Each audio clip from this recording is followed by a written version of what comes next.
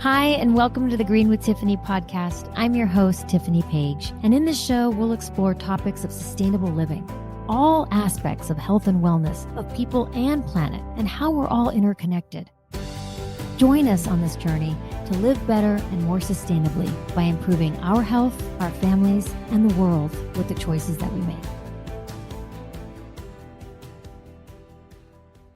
Hi, and welcome to the Green with Tiffany Choose to Care podcast. Today, we're choosing to care about our gut. This is an area of health that I think is really often overlooked, although it's getting a little bit more attention now. And we're going to jump in and talk about it. I'm your host, Tiffany Page. And today we have on Dr. Daryl Gioffre. Hi, Dr. Daryl. Hey, Tiffany. So good to see you. It's so good to see you. I'm so happy you're here. We were doing a little, overview of what we were talking about, and he was already giving so much great information. I'm like, wait, I've got to hit the record button. So Dr. Daryl is a anti-inflammation expert. I mean, truly, and an acid kicking expert. So he uses cutting edge nutrition to really help uncover what is the root cause of inflammation in your body, which really is the basis for all dis-ease and all these different symptoms that you might be having and not even correlating it to your gut health. And so the goal is to really achieve an optimal level of health and energy. And so I met Dr. Daryl at a Master Health Summit that was actually Fran Drescher's Cancer Schmancer. And she has a nonprofit, and then she does this amazing health summit where Dr. Daryl spoke. And I was just so impressed. He was so inspirational. He gave such great information that I wanted to reconnect with him. And then, of course, COVID hit. And so we didn't talk for a little while. But now I've got you here, and I'm so excited. And so he's appeared multiple times on Live with Kelly and Ryan. He's been on The Doctors. He's had multiple publications and a certified raw food chef. I love that. I hope you can teach me some tricks on that as well. Of course. And a live blood microscopist, which is huge, which we'll talk about why that's so important to what he does as well. So I could keep talking. There's many things with wellness centers that he had, but doing virtual treatments now, which is so amazing to have this available to you. Something that might have been good that came out of COVID is to be able to treat so many people all over without actually having to be there. So thank you. Welcome, Dr. Daryl Gioffre. Thank you for that amazing introduction and just for having me on and for you doing what you do and helping change so many lives. And it's so great to connect with you again. I can't believe that was that long ago, Yes. Such an amazing thing Fran is doing. And I was so just blessed to have met you there and to be on with you today. Yeah, thank you so much. So when I first thought about talking to you, I had my mom in mind because she's I think an extreme version. She has horrible acid reflux. She was taking a Zantac that then was taken off the market for its ingredients. So she had to move to something else. Now she's on Pepcid. She takes like 3 or 4 of those a day. Even her doctor said that's too many. And she just says she has to take it. And we've tried different things, but never a true protocol. So there was that. And so that's I had that in my mind. And I know she's just super inflamed. And she got COVID actually quite bad. And she was at my house and I was healing her back to health. And she was pre-diabetic. And I got her out of pre-diabetic by just changing her diet and, bringing her breakfast, lunch, and dinner every day. So good job. So that was a start. So I thought, of course, then if we can do that with diet over just a few months, what can you do with your gut? So the first question is kind of what led you on this path of focusing on this part of your health, and then some of the symptoms that people can look out for to see, what's going on. Yeah, it was about October 2014, and I was running in Central Park. It was the week before the big marathon. It was like my dream always to run the marathon. Oh, and, yeah. I lived on the Upper East Side on 92nd and First Avenue. It's like mile 18 where all the runners would go by. But this year was going to be different because I was actually running the race. And it was my final, run before the big race, which was a week later. And I was jogging and it was beautiful. It was like a 70-degree day. All the bleachers were there. No one was in the bleachers, obviously, but they were there. And I'm just envisioning, what's going to happen in a week and all the crazy screaming fans. My wife was going to be there at the finish line with my 6-month-old son, Braden, who was just born. And my parents were actually driving down this day, right, to come see me. And they never missed anything of mine. I played soccer for many, many years. I played at BC and they never missed a game. And it was going to be no different this time. And as I'm running, I felt this vibration in my pocket. So I take my phone out and I see a missed call from my brother, Brandon. So me being this goofball brother that I am, I take a crazy selfie. I send it to him, put it back in, and I keep running. Onwards we go. Literally 10 seconds later, I take the phone back out and then I read the words call emergency. Oh I no. stopped dead in my tracks. I knew my parents were driving down from Vermont that day. They weren't coming directly into the city. They were stopping at my other brother's house because it was my nephew's birthday, and I knew something happened. My gut, no pun intended, but my gut reaction, right? Something happened. So I called up my brother right away, and he told me that there was an accident. He didn't have much information, but my parents were driving on 91 South. It's a very, very busy highway. And my mom was always in the passenger seat. She was knitting, actually, she was knitting a sweater for my son, Braden, at the time. And my dad was always the driver. When she felt the car start doing this, well, there's only one problem, Tiffany. There's a concrete divider going 70 miles per hour. So she looks over at my Oh father, and no. there he is, passed out against the window. Oh. The car goes up the concrete divider. Instinct takes over. She grabs the keys, rips out of the ignition. The car comes to a grinding halt. He's out. She thought that he was dead, passed that, from a heart attack or stroke, whatever it was. She calls 911. And in a couple of minutes, he comes to, sweating profusely. So the ambulance picks him up, brings him to the hospital. At the time, I'm in New York City, just knowing that there was an accident, knowing that he passed out, but knowing nothing. So my brain is thinking from the doctor's standpoint, like, all right, heart attack, stroke, aneurysm, like what else could it be? Right. So, we lived in the city. We didn't have a car, because we're in New York City. So I hop in a zip car and I fly up to the hospital, and they're doing all the tests. And when I meet with the doctor, finally, he says it's not a heart attack, not a stroke. He says esophageal cancer. I was like, what? I'm like, that's exact. I was like, what? What do you mean esophageal cancer? So anyway, a few days later, we're meeting with a top oncologist, and ironically, I'm wearing my shirt that says "Get off your acid," right? Because I'm giving a keynote address that night at a big wellness convention. I'm going to be speaking, and the doctor tells us that the acid from your dad's stomach is what caused this cancer in his esophagus, and it was literally eroding. Because think about what acid does. Acid is corrosive, right? Acid could burn a hole through metal. So think about what that does. And it was literally corroding, eating away at his esophageal lining from the inside out. Your stomach could withstand high levels of acid, but your esophagus can't. And that's what literally caused him to pass out at the steering wheel, was because he was bleeding internally and he had to have 2 transfusions. So This is what kind of, to answer your question, this is what sparked my interest. Like I've always been an investigator. I was addicted to sugar. That's how I overcame my sugar addiction. And this was no different. So like any good investigator does, I started following the evidence. I needed to find out everything. Like what was the cause? Why did this happen? Why did we miss these clues? And over the next 3 years, like this was everything. I became like an expert of experts because I had to, and I wanted to help my dad. Like, can we reverse this? And in that time, I learned so much. And ironically, to your mom and what she's going through with acid reflux, and core of what I see, 90% of my clients have acid reflux. We think that it comes from too much acid, right? Because you're getting this burning sensation, or it's in the throat, which I actually suffered with a few years later when I got hit with mold toxicity, which we were talking about. But we think it's from too much acid. The actual cause of acid reflux is too little acid. And that's supported by 16,000 research journal articles, but it's contrary to what we might think. And this is one of the biggest causes of gut issues, is that as we get older, we don't get stronger, we get weaker, we don't get faster, we get slower. We don't produce more acid in our stomach, we produce less acid.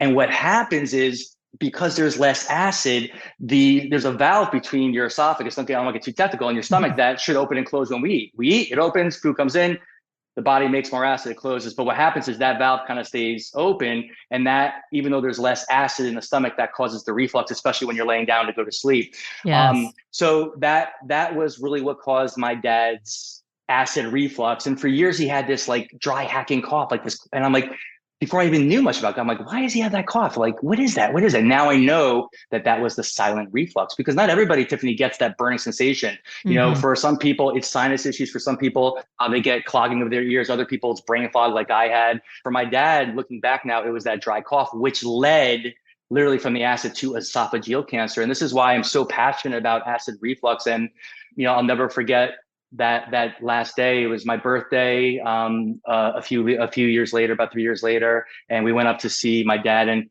he wasn't doing well. He had lost a lot of weight. He was very weak, and it was great to spend time. He met my daughter Aaliyah, who was just recently born. Such another great blessing. And I went back to the city with my family, and literally 2 hours later, we got the call saying, "Dad went unconscious. He's in the hospital. You got to get up here." So we went up there and we knew it was my dad's time. We all gathered around him at the hospital and he was in a coma on life support. And I know that consciously he couldn't hear me, but I know he heard me. And everyone got to say their goodbyes and I was holding his hand. And that's when I said, Dad, I'm so sorry. I couldn't do more to save you and to help you. And then I made a vow. And this is the last page of my book, Get Off Your Acid. I said, Dad, I'm going to do everything in my power to prevent as many people from suffering the way that you did. And right after I said that, Tiffany, he passed. Oh my So gosh. this has become my vow to Daryl, I my had dad. no idea. Wow. Yeah, and you know what? His doctor called me up a couple of weeks later. He's like, Daryl, he's like, I don't understand most of what you did because we did everything. Like literally, like he went on 100% alkaline diet. He hated it, but we did it. I mean, I'm not gonna get into the things that we did to treat him, but like, you know, above and beyond, like we went after this thing. It wasn't enough to save his life, but the doctor said, I don't understand most of what you did, but I know it absolutely prolonged his life and his quality of life. And again, my blessing was he was able to meet my daughter. And now this has become my new mission in life, is to help as many people not get to that point, because acid reflux is dangerous no matter what you hear. It's amazing how many people are suffering with it, like your mom, and being just literally given all these different types of medications and drugs, Pepsid, Zantac, which they took off because it's cancer causing effects, PPIs. And the problem with these drugs is that they're not addressing the underlying reason of why we have reflux in the first place. They're taking a low acid stomach and now you're taking this and it's becoming no acid. So from a symptomatic standpoint, if it's so bad, you need to take something for the short term. I get that. That's okay. All right. Just to kind of get your symptoms under control so you don't suffer, because I don't want anybody to suffer. But at the same time, we have to really address the underlying reasons why that reflux is there.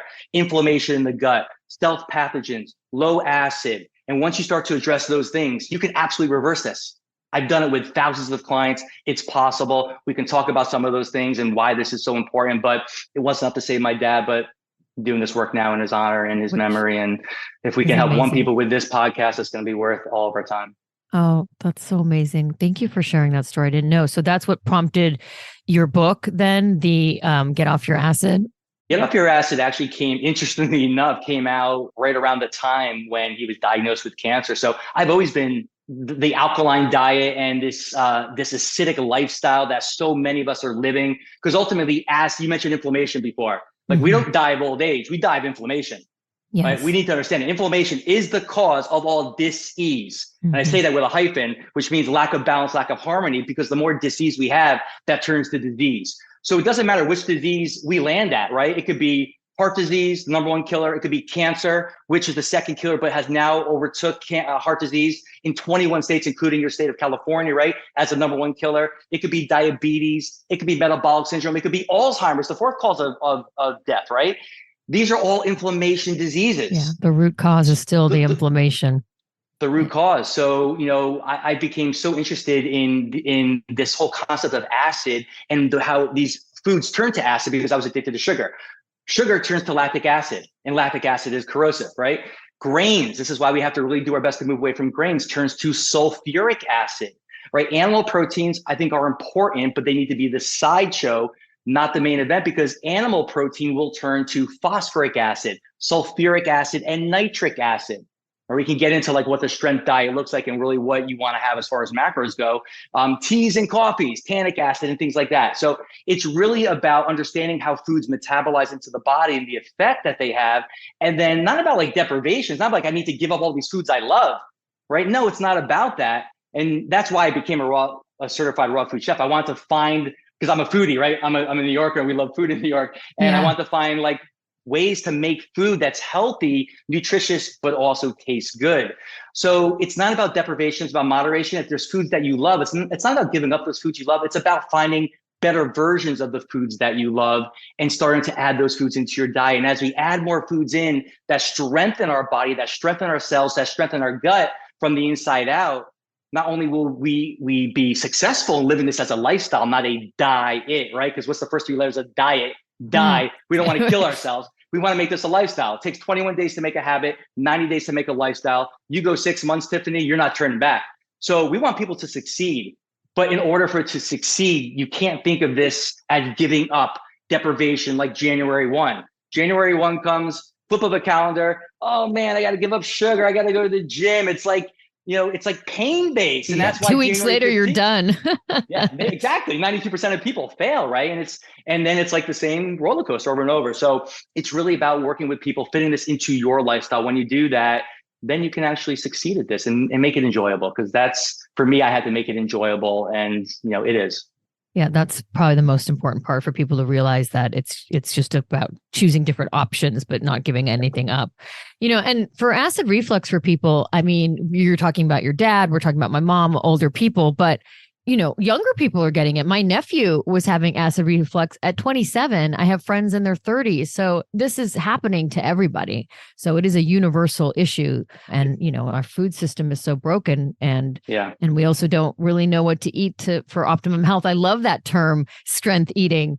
I hadn't heard that before. So it's definitely something to take into account. And even someone like me, who I don't actually eat that much as a whole. And what I do eat, I think I'm pretty healthy. But as I start to read some of these symptoms, I'm like, maybe. Yeah. I don't know, like with the brain fog, sometimes I have that. Just, you were saying how you're following your own diet or your own protocol, but you experience, when we were talking, you experienced this whole mold situation, which I can't even believe. You want to talk about that a little bit? Because that's another something that's happening. I just met somebody recently who had mold and formaldehyde in their apartment. It made her so sick. Yeah. And it's something that you don't see.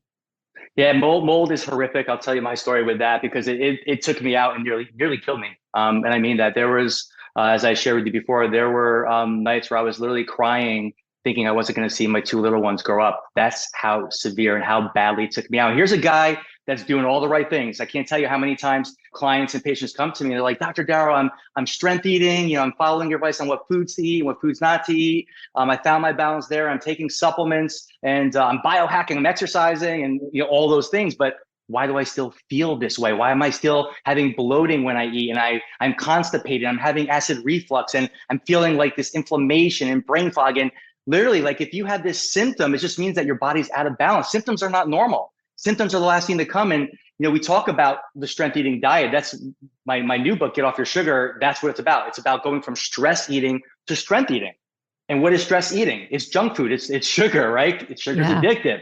It's literally 8 times more addictive than cocaine. So, at the core of this, food is the most important, because supplements are important, but you cannot supplement your way out of a bad diet. So we have to start by nailing down the diet, but we also have to get the other buckets. We got to get the right supplements. I'm happy to share with you, the 5 most important supplements we all should be taking, even our children. But we also have to help the stress in our lives. We've been more stressed these past few years than we've ever been since I've been alive, obviously, right? For most of us, stress is managing us, but we got to manage stress. And we have to not only meet that demand, but exceed that demand, because I talk about so much about the foods that we eat and the things that we drink, how it damages the gut, but there's nothing more damaging to your gut than stress.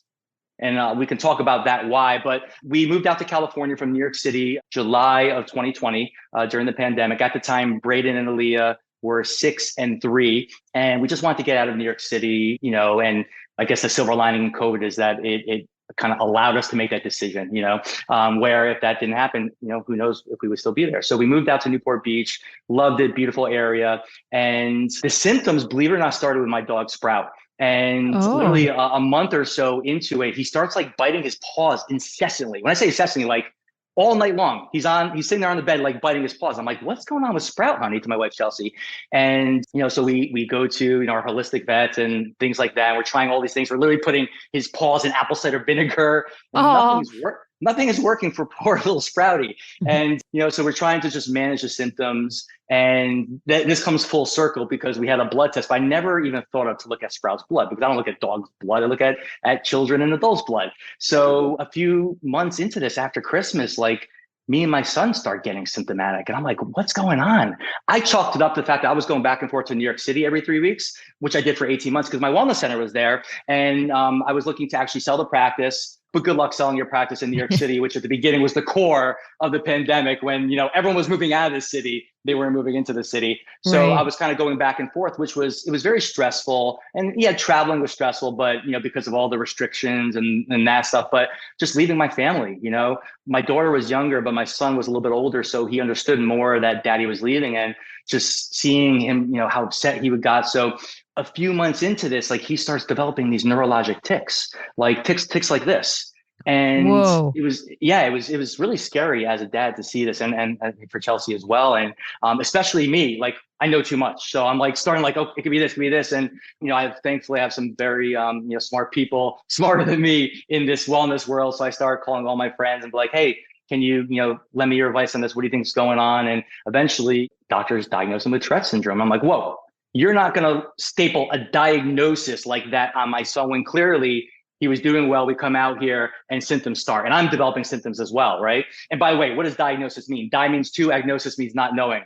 The doctor and the patient don't know what the hell is going on. So let's stop diagnosing and let's start treating the cause. Because ultimately symptoms are so misleading. We miss so many things early on because of that. There's nothing wrong with saying this is what's going on. I have acid reflux, but again, we have to really be investigators and figure out the cause. For me, I started getting really severe brain fog. I chalked it up to the stress of what's going on. But when I was in New York City, on one of my trips there, all of a sudden my tongue starts contracting 24/7. So Oh. imagine your tongue like a biceps, your tongue starts contracting and you can't stop it. Oh, that's so uncomfortable. No. This wasn't, yes, it sounds uncomfortable. When I tell you, this was scary and incapacitating because I couldn't sleep. I couldn't talk. I couldn't meditate. It interfered with everything. And it got to the point, I remember texting my wife, it got to the point where this was so horrific that I said to my wife, I would right now, if someone said like I could chop off my left hand, trade that in for a fully functioning normal tongue, I would have done it in a heartbeat.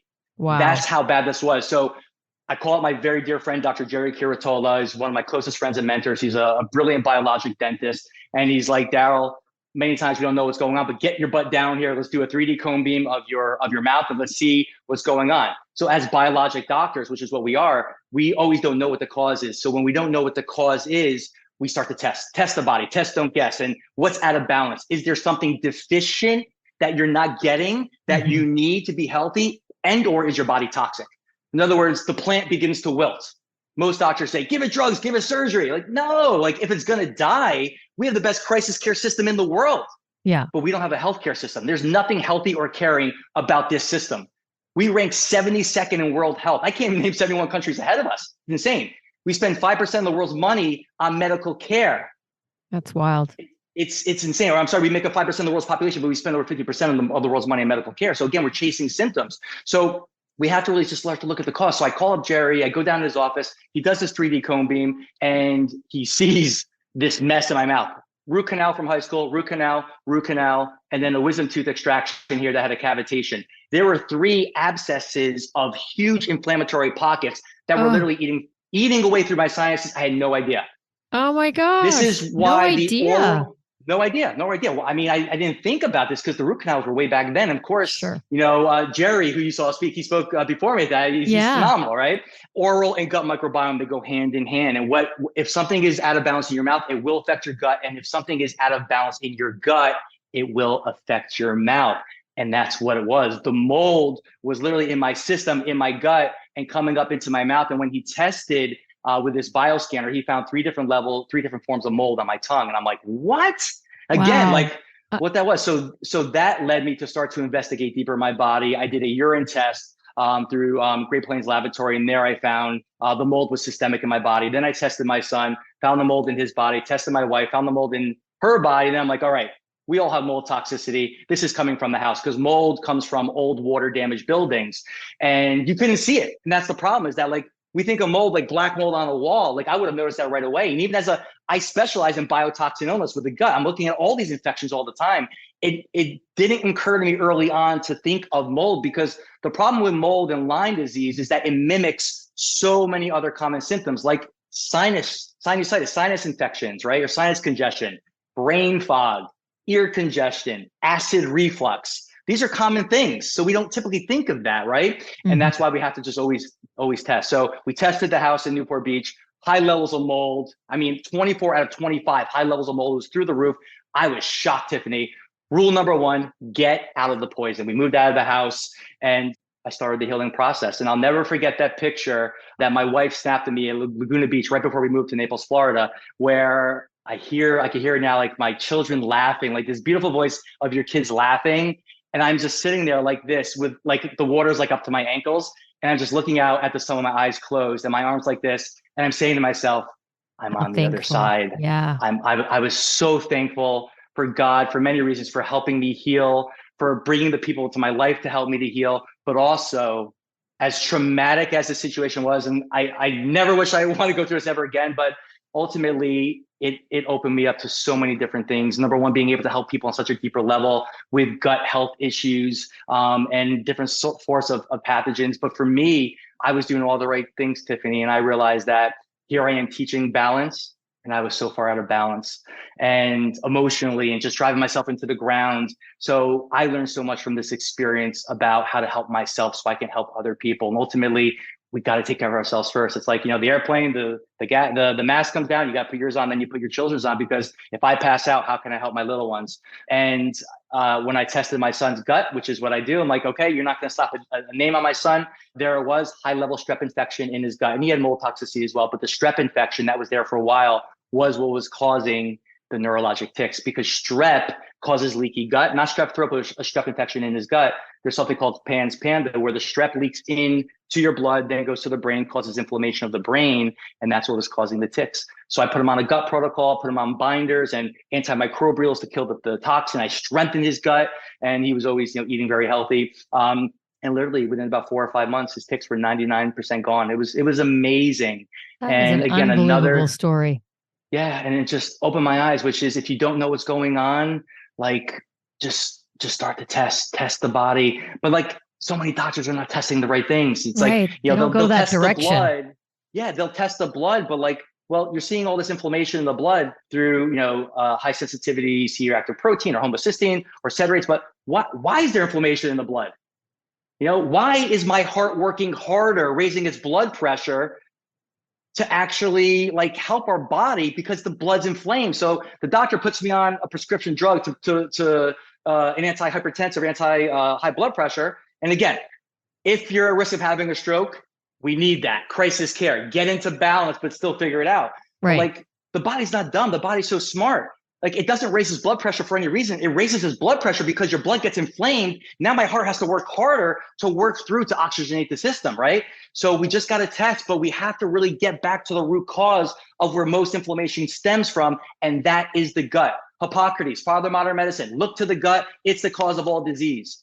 Fix the gut, and then we look at these downstream issues, whether it be hypothyroidism or liver issues or kidney issues or whatever it might be, right? So we still need to test and know what's going on, but we have to start with the gut. If we're missing the gut, we're missing a core piece of what be causing your symptoms and your health issues.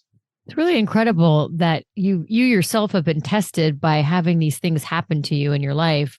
But what it came from it is the education and learning and being able to help even more people, because you've had these things happen to you specifically. And now some of the more, wow, those symptoms are incredible that were happening to you. And to be able to now, maybe focus to know where to go on that when things happen as you're helping other people. It's really a wild story. I thank you for sharing that one as well. Yeah. I don't think we think about those things at all. I think about when I was in my 30s, I had high cholesterol.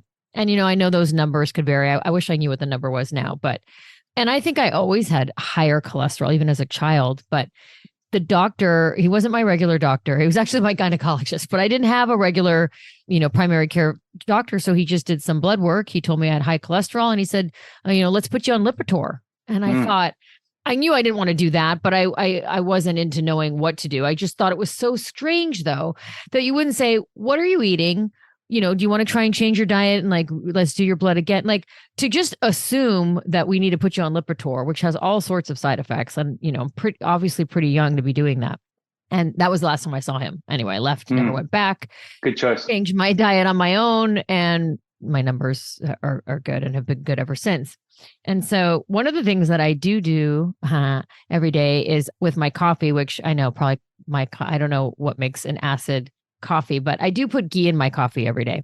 And we've been drinking that I think probably since COVID started, and including my mom, and everybody's numbers are better. And, if you think about high fats and people think, oh, no, I can't do that. I can't put the fats in my diet, or even avocado that's good for you. Some people are worried about gaining weight, but isn't that such a necessity, isn't it, for brain Oh, health and gut I health? love, I love all the stuff you're saying right now. I would love to revisit the cholesterol in just a minute. So, Sure. because I think that's so important. I actually did an hour live Instagram on this the other day.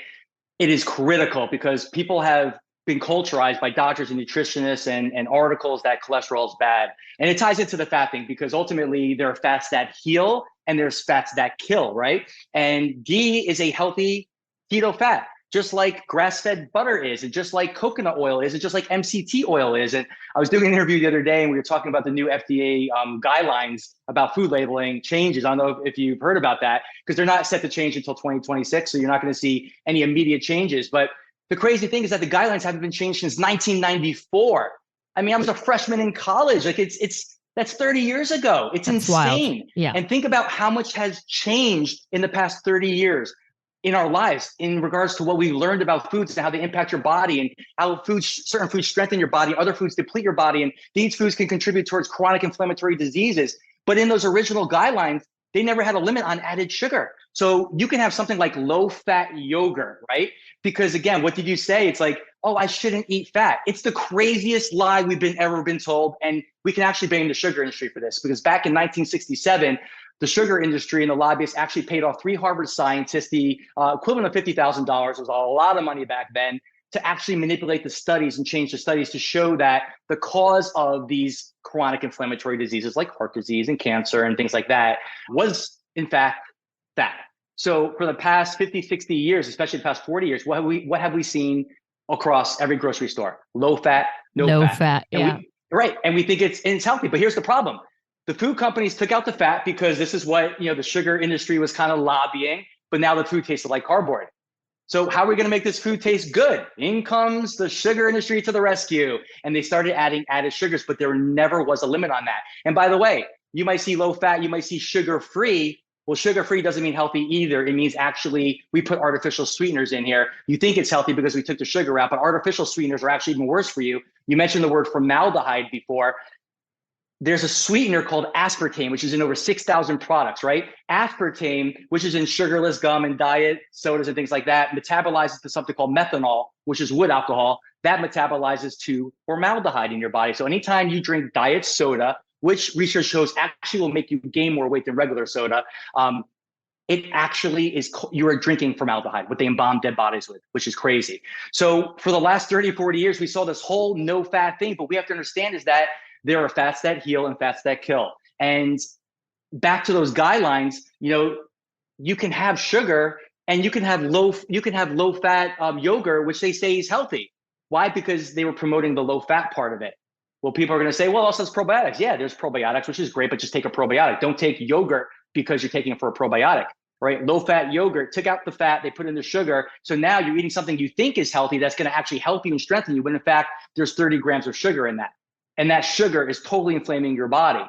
So now the good news is that these companies aren't going to be able to get away with that because you have to actually post added sugars. There are certain thresholds, but what you're now going to be told is that foods like avocados, which is I call God's butter, it's like my favorite food in the world, and raw nuts and seeds like macadamia nuts and chia seeds. I love chia seeds and my internal shower shot, and flax seeds and hemp seeds, and wild caught salmon and these omega-3 rich fish, which were always touted as not healthy. Now, of course, we know those foods are incredible. So we are seeing some good changes, but putting things like that in your coffee is actually good. It's going to help you. And this is how I came up with acid kicking coffee. I don't know if you know about the product that we have, but you mentioned Kelly Ripa, and she came to see me, and when she went on the show, she started talking about me. She's like, "This is amazing. It's changed my life," and blah blah blah. And I love Kelly Ripa. She's one of my favorite acid kickers. But I love her too. The alkaline awesome. state of mind with your alkamind, which I just love that name that you got that.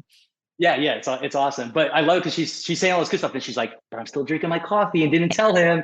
And so when that happened, I'm like, the light bulbs went off, which is like, let's make this fit into your lifestyle. 85% of people are going to drink coffee, whether I tell them to do it or not to do. And before that, I was telling people, Tiffany, don't drink coffee. Don't drink coffee. It's so acidic. And it is. It's a liver suppressor. It's an adrenal suppressor. Now, There's a lot of upside to coffee, but the one big downside is it is very acidic, up to 1,000 times more acidic than water, right? So yes, you're getting benefits to it, but the acid is one major obviously downside. So I created a powder. It took me 5 years to create it, that you add into your coffee and you mix it up.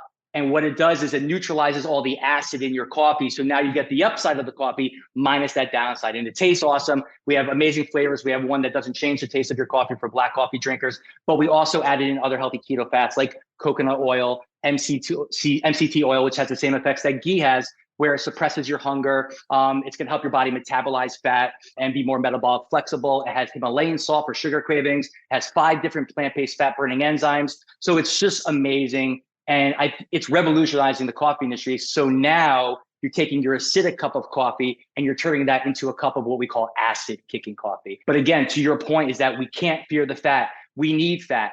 Fats are critical. Fats make your hormones.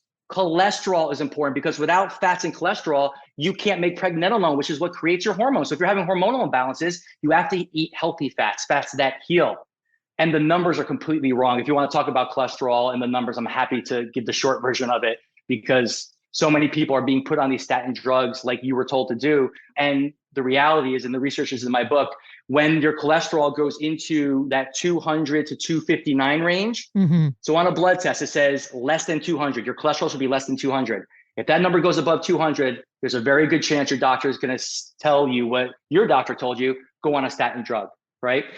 The research, and this is from the Journal of Epidemiology, which is a very well-known research journal, is that the higher the cholesterol in that 200 to 259 zone, higher longevity rates. You live longer. When that cholesterol level goes below 169, your death rate skyrockets. Why is that? And that's because it's protecting you? Is that what you were talking about? It's a neuroprotector. It protects your brain cells. It protects your regular cells. It's the precursor to vitamin D. I mean, the list goes on and on. What it does, it helps create the glucocorticoids and mineralocorticoids. I mean, there's so many different benefits that cholesterol has to the body. I don't think anybody looks at it like that, right? Nobody even has the thought process to know that it's a protection versus like, no, we got to bring that number down. Well, why do you think that is? So you can be put on a drug to take it down. There you go. And again, it's like, statin drugs are very dangerous, what they do to the body. You have to, we look at LDL, like there's HDL and LDL. They say HDL is the good cholesterol, LDL is the bad cholesterol, but there really is no good and bad of anything. It's like you get 25% of the cholesterol from your diet and the things that you eat, but 75% of the cholesterol in your body is made by your liver. And when your blood becomes very acidic because of these toxins that come in, and we've been more toxic than we've ever been in human history, from the foods that you eat or from the toxins in your water or the air or the soil or the food, like we are toxic. And that gets from your gut into the blood. And think about acid. I said before, it's corrosive. Like my dad, it corroded his esophageal lining. It does that to your blood vessel walls. So your body's smart. Your body's not going to let it bleed itself out. So when it notices that doing that, what it does in response is it actually tells your liver to make LDL cholesterol. And the LDL gets in the truck and it goes out into those areas and it starts to plaque up those walls. LDL is the scapegoat. It's the scab. It shows up at the scene of the crime. And when we do a routine blood test, we see the LDL number high, the doctor will, or the total cholesterol, the doctor puts us on these statin drugs because all we care about is like, let's get that number into normal range. But what we're doing is we're ripping off that Band-Aid and we're actually removing the very self-defense mechanism that your body put in place to save your life. Now, if we notice there are small particle LDLs that have increased, that's the ones that do cause damage. You got to be on alert. So again, I'm not here to bash medicine because medicine saved my parents' lives, it saved my life. And if you need to take it, you have to make that right decision in conjunction with your doctor if you're in an unsafe position. But again, realize what's going on inside your body, inside your gut, inside your blood, and let's start to get the right things into our bodies. Omega-3 fatty acids, fish oil, so important. Black seed oil, very powerful natural anti-inflammatories. Minerals like magnesium. When you have acid reflux, there's usually a huge magnesium deficiency and other minerals. Same thing. So again, cholesterol is not the enemy.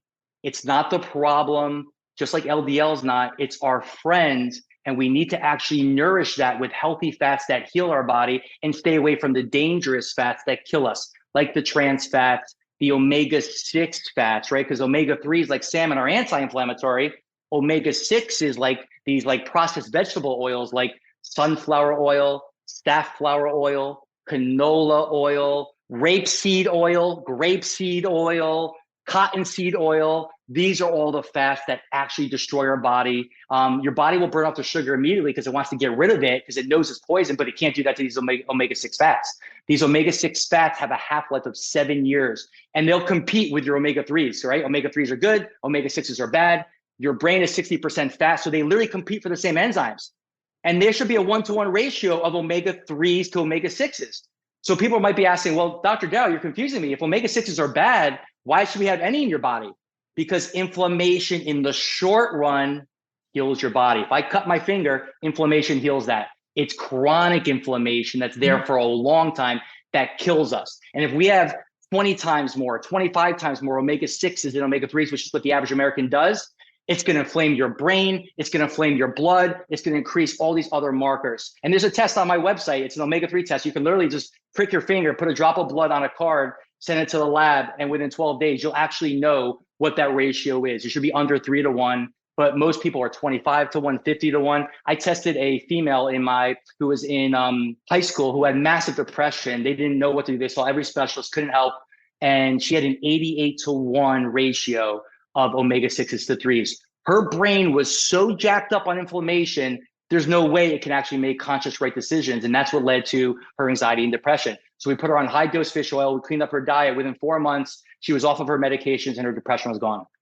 Dr. Daryl, that is incredible. You would never even put that together, right? Right away, you're getting on depression medication. It's like we really have to unlearn what we've learned, especially with when they ushered in these no fat, low fat diets and all the foods that are out there with it. People think that those are good and that's what we're supposed to be eating. And with the omega, is it the omega-6? Omega-6s that are so bad for you. Like they were pushing margarine back in the day. Like right, what? Right. It's just the craziest thing. And so it's amazing we're all alive. But listen, we learn and we have to question. We have to be conscious label readers. And yes. I guess like for me, I just found, because I had to learn this all on my own because I wasn't getting this from my doctors, and it took me a while from my sugar addiction back when I was younger, and then obviously all the other things, my dad, and then my own mold toxicity, my own gut issues, and my son. It's like I had to learn it all. So if you're out there and you're still struggling and you tried a million different things, like don't give up, please. Like stop beating yourself up for anything. Like just start to make changes towards better. It could be one at a time, but find somebody, whether it's me or somebody else, it doesn't matter, that's getting the results that you want, or that's talking to things that like, yeah, that makes sense to me. And like, we can't be scattered. Like we have to pick a lane and then start to because role modeling says success leaves clues, it's like I learned that from Tony Robbins. If you want to learn something, like don't do 30 years of research, find someone who's done that research and then just listen to what they're doing, and you should get results if it's not too far gone. And many times we are not too far gone, and the body is incredible. Like we are self-healing, we're self-maintaining. The power made the body will heal your body, but we have to get out of the way. We have to stop the interference, and we have to actually start to nourish our body with the things that your body needs to heal down to the cellular level. I talked about that plant. It doesn't need drugs or surgery unless it's going to die. It needs water. It needs sunlight. It needs nutrients for the soil. But here's the thing. You could give it all those 3 things, which we know it needs to thrive, and that plant can still wilt and die. Why is that? Because maybe we missed the toxic runoff from the gas station next door that's leaking into that root system of that plant that's making it toxic. Remember, the 2 causes of all disease are deficiency and toxicity. So we have to give the plant the things it needs to nourish and sustain itself, but we also have to make sure the plant is not being toxified by something. Remove the toxins. If it's not too far gone, that plant will heal itself because God heals us, but we also have to give it a little bit of help. Combo deal, deficiency and toxicity. Okay. So I know, my mom's not here. We can't treat her, but so she's had leaky gut. She's had an extreme version of something like that. I forgot what it was called. She has brain fog. She has major fatigue. She has joint pain. And I try to tell her that all of this is related to her gut. She seems very inflamed and bloated. She gets acid reflux. It burns. Of course, I'm going to bring her to you now. We're going to do some testing and really see. So that'll be good. But for people who are out there that are feeling these symptoms, start to look at your gut and what this could be. And, I was trying to give her, little things we tried. We just didn't have a whole protocol like apple cider vinegar. I give her BioK for probiotics. She takes a lot of supplements. I don't think she takes magnesium though. It's probably the most important. It's probably the most important one. Magnesium is the 4th most abundant mineral in the body, calcium being number 1. but it's the biggest deficiency, that and omega-3s. Most of us are getting far too much calcium. It's again a whole nother thing where we think osteoporosis is from a calcium deficiency. It's not. It's because the blood is so acidic, the body is robbing Peter to pay Paul. The body is literally stealing the calcium from the bones to bring it into the actual blood to actually heal this acidity. They did a study in Harvard nurses, I think aged 70 to 92, and it was a huge study. And they gave one group 1,000 milligrams of calcium, and they gave another group basically a placebo, right, like a sugar pill. The group that got the calcium, which was calcium carbonate, was a very cheap form of calcium, which is what most of these doctors give. That group not only had twice the risk factor or twice the amount of hip fractures, you would think it would have been the opposite, but get this, they had a 700% increase in the risk of dementia. Oh. Why is that? Because the calcium wasn't getting absorbed. We need the magnesium to actually absorb the calcium. So magnesium is the true deficiency. And without magnesium, the calcium is not, and also vitamin K2, right? Vitamin D, those are very important. We have an amazing D3 K2 supplement. You have to have the K2 with it because magnesium helps bring the calcium into the blood. But once it's there, the K2 directs it where to go, to the bones. So what happens is when these nurses were getting this crappy form of calcium and they didn't have obviously the K2 and the magnesium levels, so there was no way the calcium was going to the bones. It was going to all the wrong places that we didn't want it to go. So it landed in the brain, causing plaquing in the brain, which increased the risk of Alzheimer's because that can cause dementia, amongst other things like anxiety and depression and brain fog.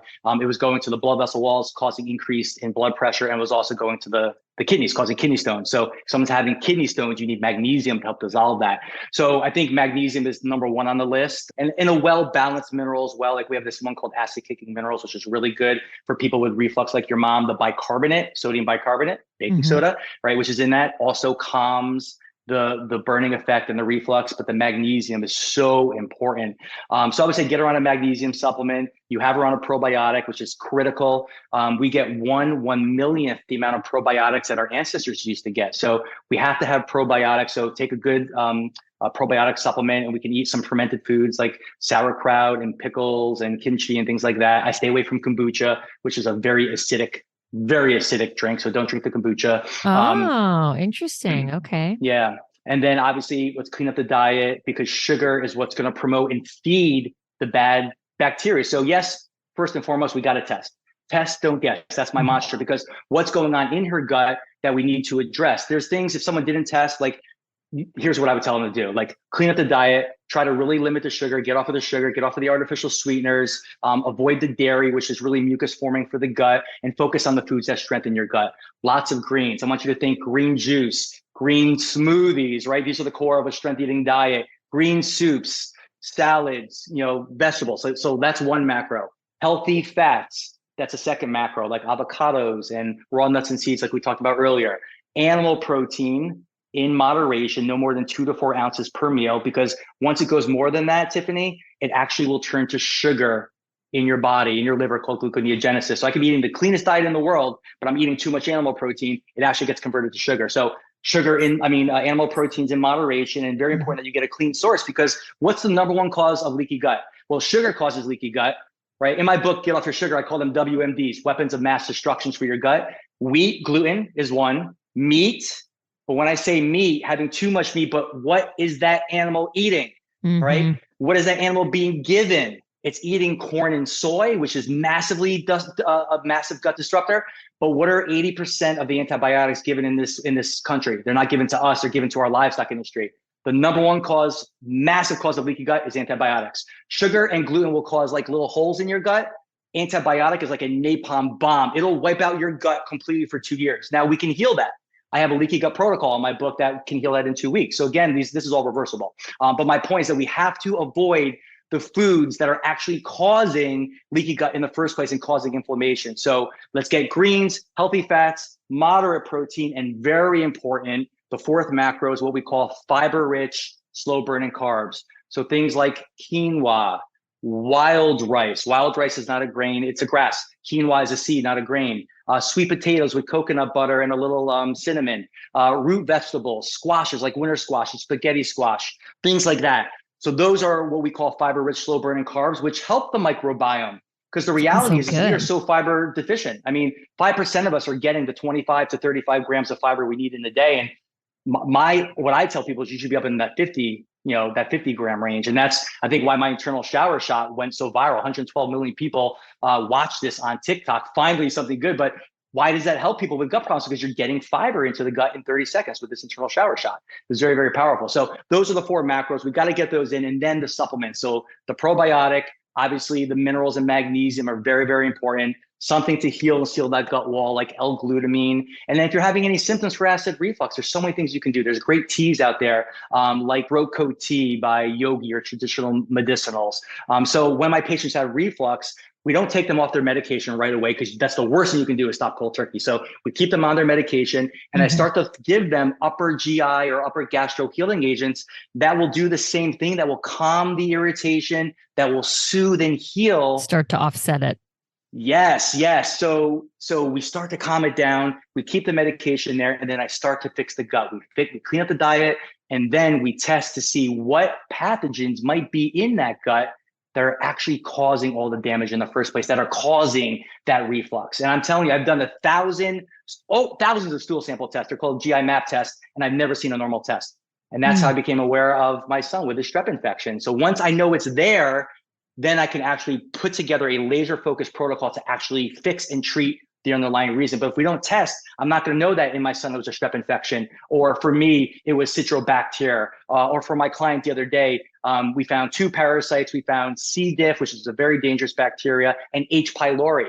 Like, this sounds like Greek to a lot of people, but these are the things you don't want in your body. H. pylori, that's the one my mom had at one point. She had that. Yeah. So H. pylori thrives in a stomach that has the low levels of acid. Remember I said the cause of acid reflux is low acid, contrary to what we might think. So this is why I have so many clients to help their gut start to take a little shot of apple cider vinegar, like you mentioned. Like, start with a teaspoon, but if you have acid reflux, don't start, because that can actually be like gasoline on the fire. But like a little teaspoon of apple cider vinegar with a little bit of water, and drink that on an empty stomach. That's going to start to stir up your stomach's own production of hydrochloric acid.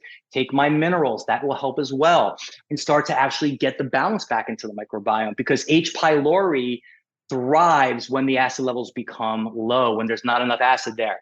That's what makes it live longer. In fact, this bacteria is so smart, it actually will make enzymes to throw out into your stomach to stop your stomach's production of hydrochloric acid. Why does it do that? So it can thrive, so it can live longer. And it's been proven in the research that higher levels of H. pylori not only cause acid reflux, but will actually cause ulcerations and other very damaging things that can lead to cancer. So H. pylori is something that you have to really address. And it's crazy, because I had a client who literally came to me a few weeks ago, who's been suffering for years, is on 3 or 4 different medications, and just has had it. She did a test a few weeks ago. It wasn't the test that I do, and they told her she had no H. pylori. I've heard this so many times before. I said, I understand that. Let's do my testing. Let's see what shows up. I actually got the results back just a few days ago. She had a high level H. pylori infection. And it was a false negative on these other tests. So this is why this stool sample test that we do is so important. And if you're not going to do that, that's okay. Like, focus on your diet, start to strengthen your diet, get your body moving, get exercising, because that'll help move things through your gut. Start to hydrate more, right? That plant needs water to come alive, right? The solution to pollution is dilution, right? Most of us, 90% of us, are not getting enough water. So we need water, but water is neutral. Right. So add in a lemon slice or a lime slice or some grapefruit or a little pinch of Himalayan salt, because those are minerals, which we need more. But let's take it to another level, make that water what I call acid kicking. Take a scoop of my green juice powder, put that in there, or my mineral powder. And then you're really alkalizing your gut and really bringing balance into the terrain. So there's so many things that we could do on a simple basis that doesn't require money and things like that to help nourish the state of our microbiome.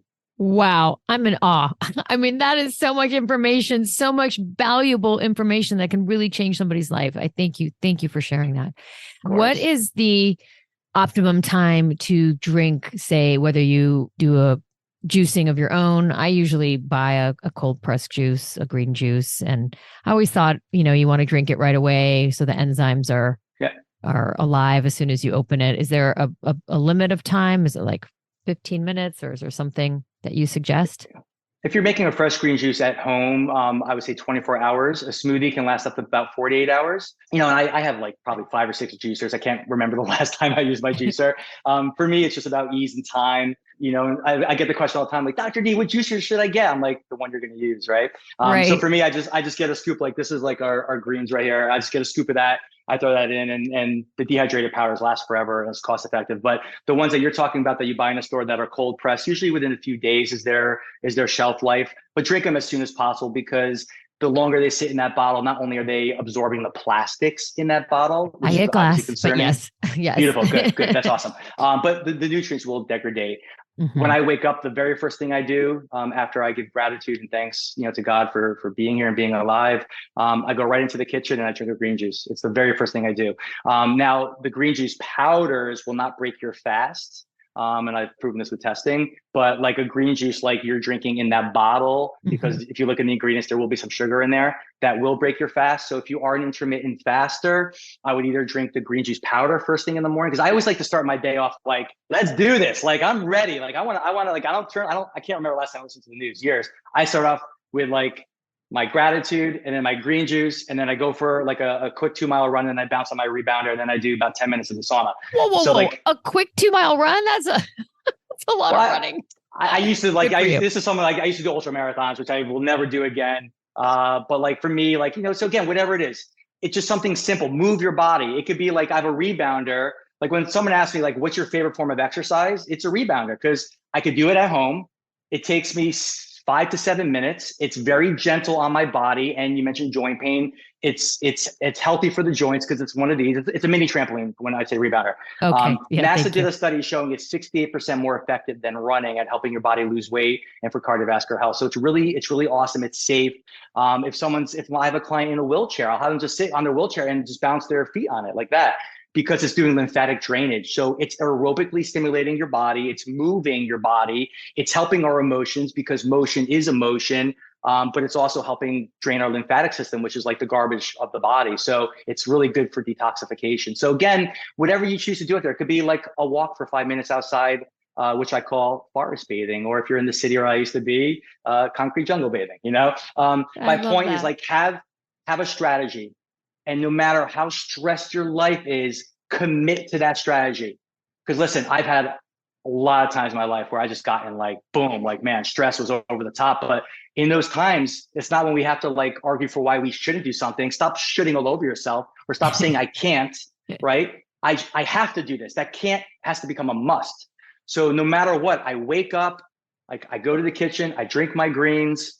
So I think that's the best time to do it, because it's done, it's over with. And then, Mhm. because sometimes you have a crazy day and then, no, I'm not going You to drink don't my get to it. greens. Yeah. Well, you No, have but if you're so in it, much energy and vitality. I mean, you're your own best, candidate right here. It's amazing. oh, you're sweet. But like if you are intermittent fasting, then what I would do is right after, like you break your fast. So for some people, 11 a.m. or 12 o'clock, then you could do it like right afterwards. And I drink 2 to 3 green juices a day, but I've been doing this for many years. But again, if you're starting out and you're out there, you're saying like, I want to start to make a change. Like, where should I start?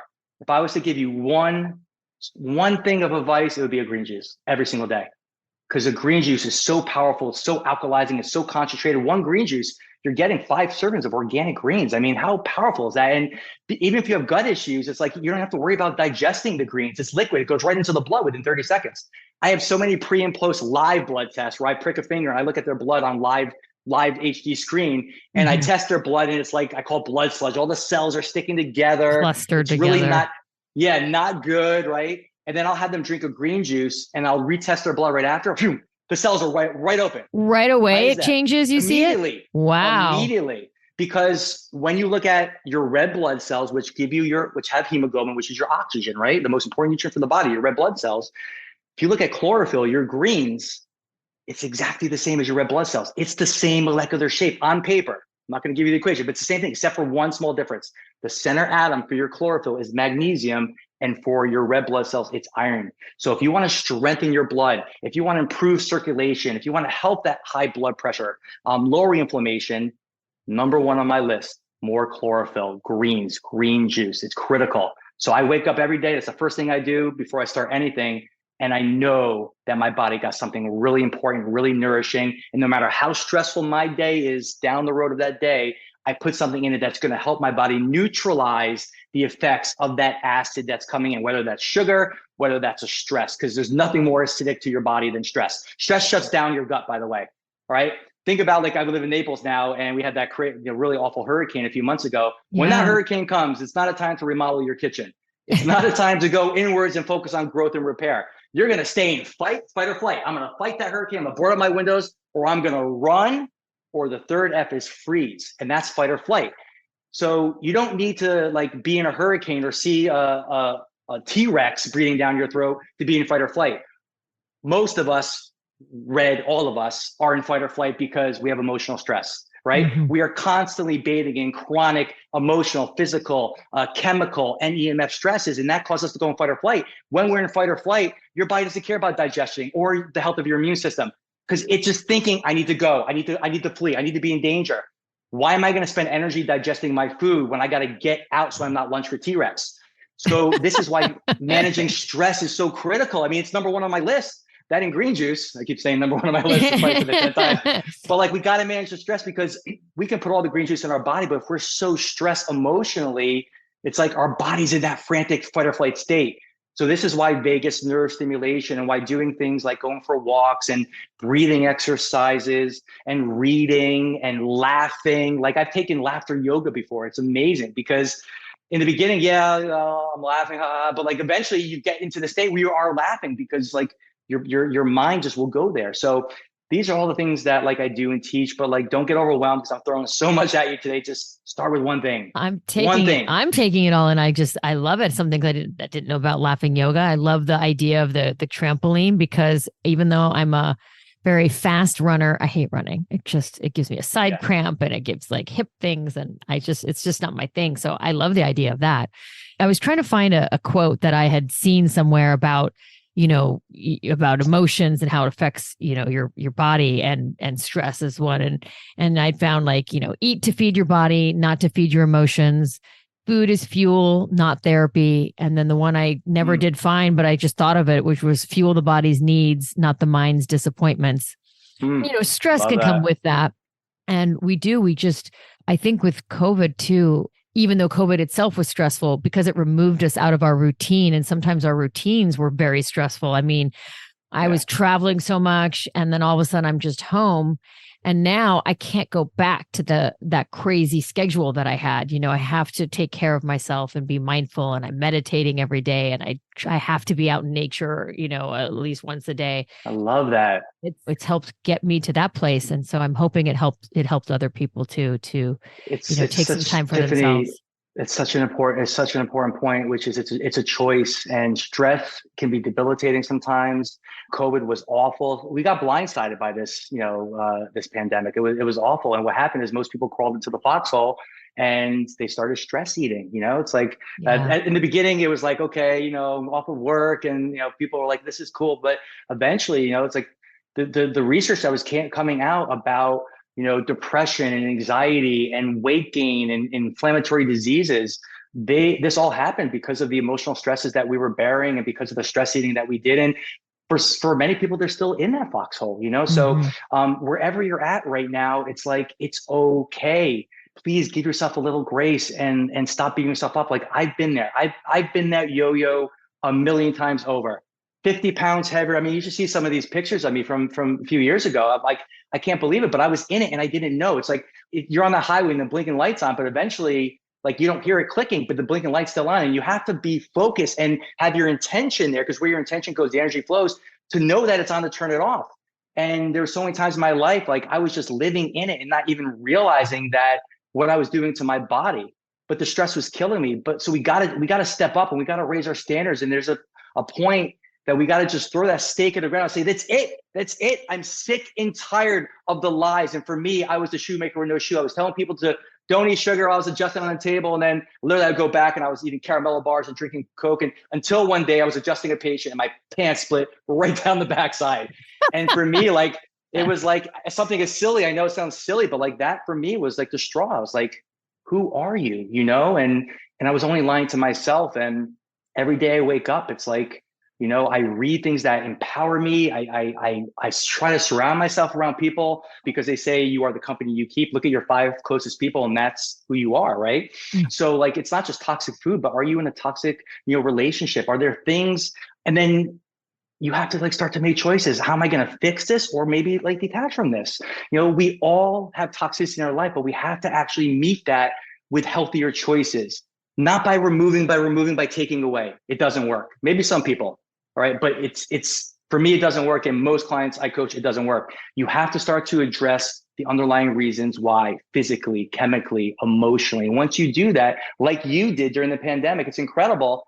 It's amazing. And the cool thing about this, Tiffany, is like, how good do you feel? And you look amazing, but how good do you feel from the inside out? That's what this is about. And it's about our biological age. Like, I'm 47. That's my chronological age. And every year on my birthday, I measure my biological age. And last year I was 32.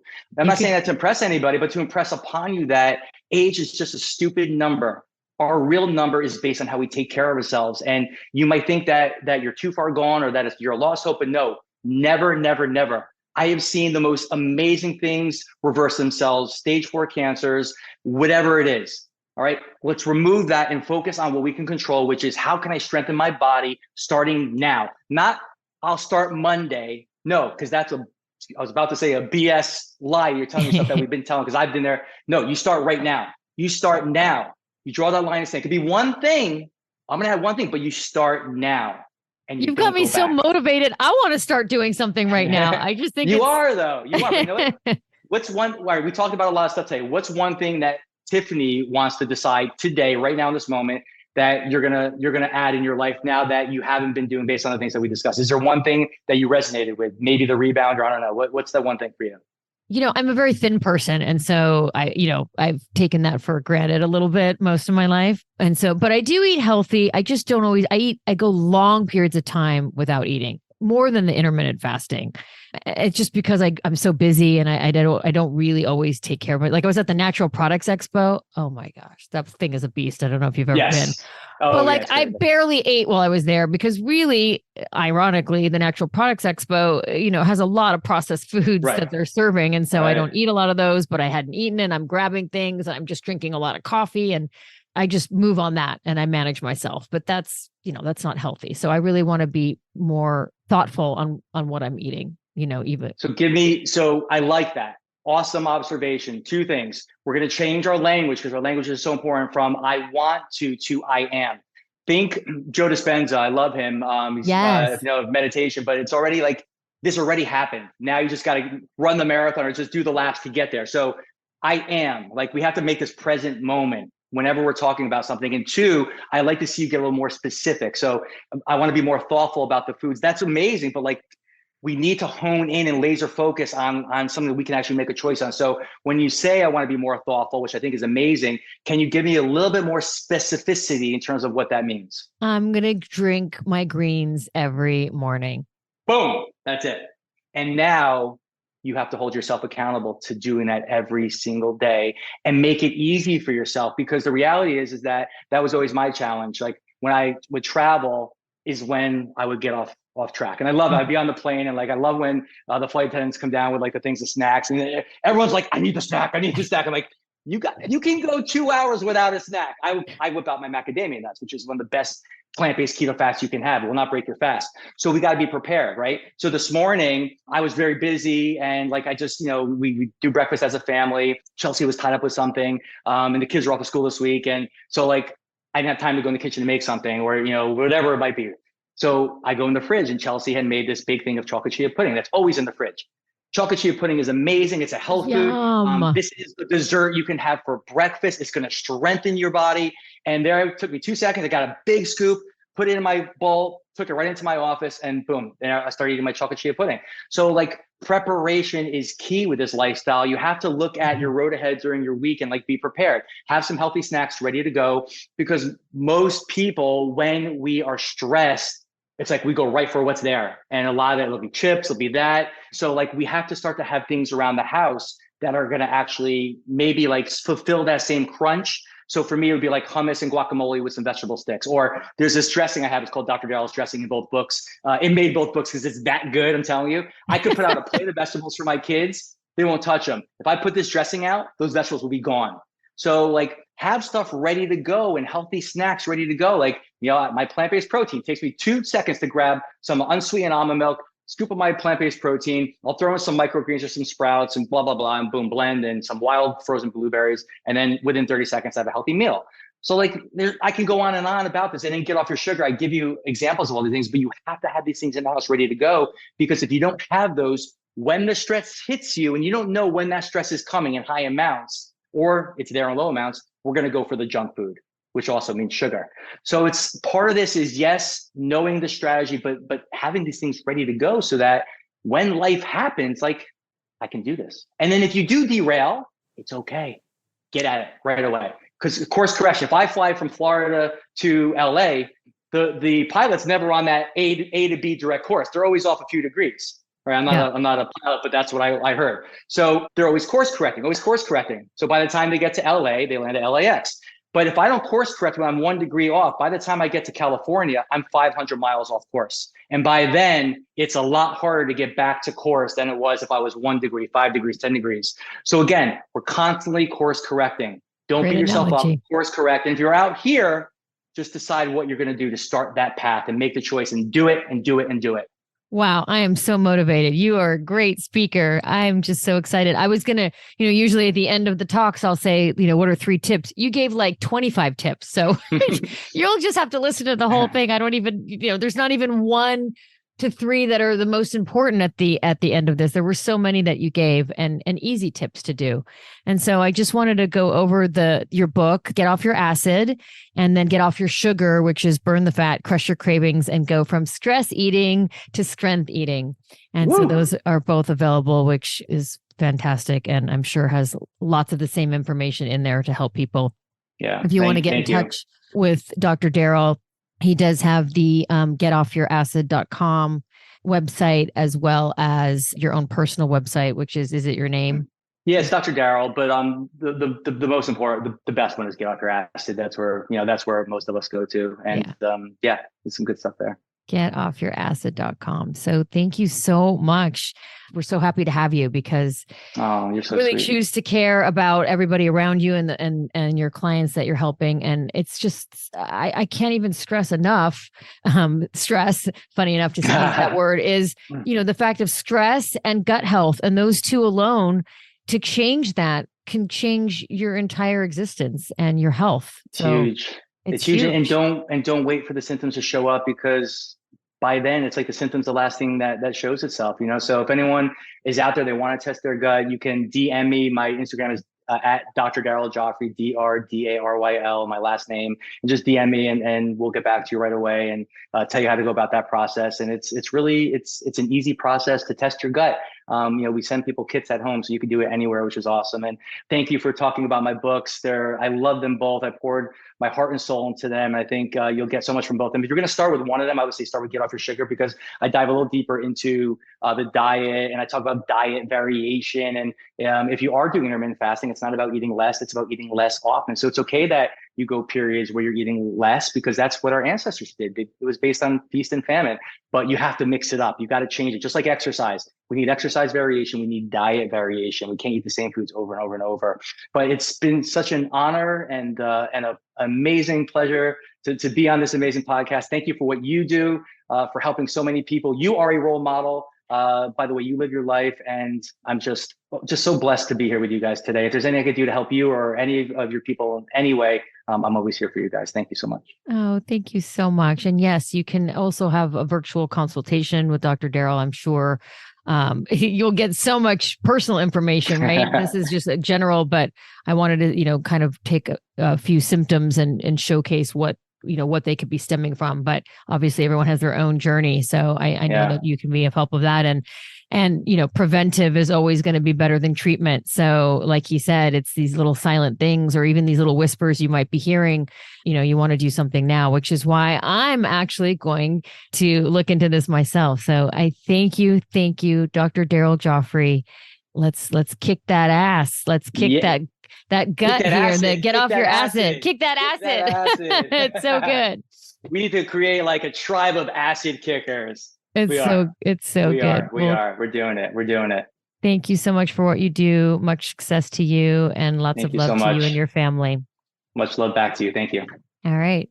All right. Thanks for listening, everybody. Green with Tiffany. You can find me on Instagram. We'll have more for you soon. Thanks so much. And Thank you. we'll talk to you soon. Thank you so much for listening. I hope you enjoyed the show. Please rate, review, subscribe, and share on Apple Podcasts. It would mean the world to me. You can find me at greenwithtiffany.com.